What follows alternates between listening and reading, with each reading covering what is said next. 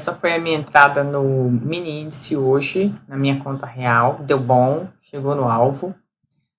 O que eu vi aqui? Esse order block maior, ele foi mapeado por 4 horas, tá? Então, o preço está numa tendência de alta, então o order block está mapeado por 4 horas, mas dentro desse de 4 horas, eu verifiquei esse pequeno aqui, por 15 minutos, que refere-se a esse candle pequenininho aqui, que a partir dele houve toda essa movimentação de alta. Se a gente colocar ele por M5, fica até mais claro. Então, esse candle vendedor aqui vendeu para comprar, né? Sell to buy.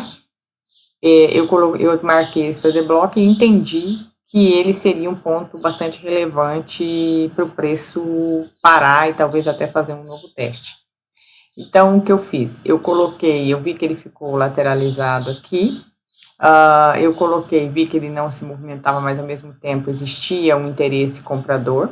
Então, eu coloquei uma pendente acima do order block. Então, aqui estava a pendente e o stop abaixo do order block e até um pouco mais abaixo aqui desse movimento que está até então esse candle não existia, né? Então, mais ou menos aqui nessa região, eu coloquei o order block que confluía com essas lateralizações aqui, com esses fundos.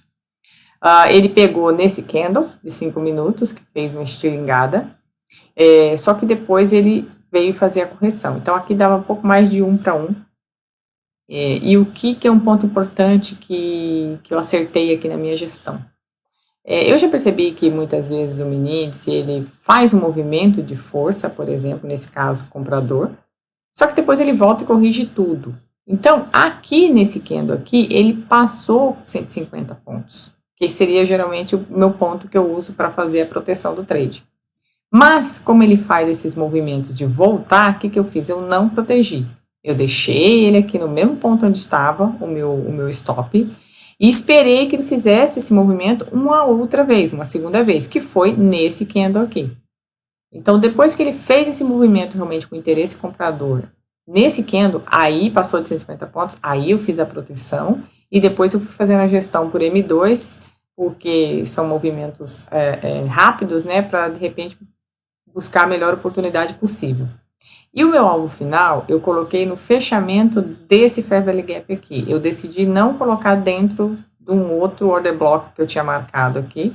Eu decidi não colocar, eu coloquei um alvo mais curto e ele acabou pegando. Até daria para ir um pouco mais, mas eu resolvi não colocar porque já estava num ponto bastante extremo aqui que ele poderia novamente fazer uma correção. Então foi um trade muito bom, deu aí R$62, não é muita coisa, mas para quem está aprendendo está ótimo. E o mais importante, esses R$62 foram na minha conta real. Então eu fiquei bastante satisfeita aí com esse trade.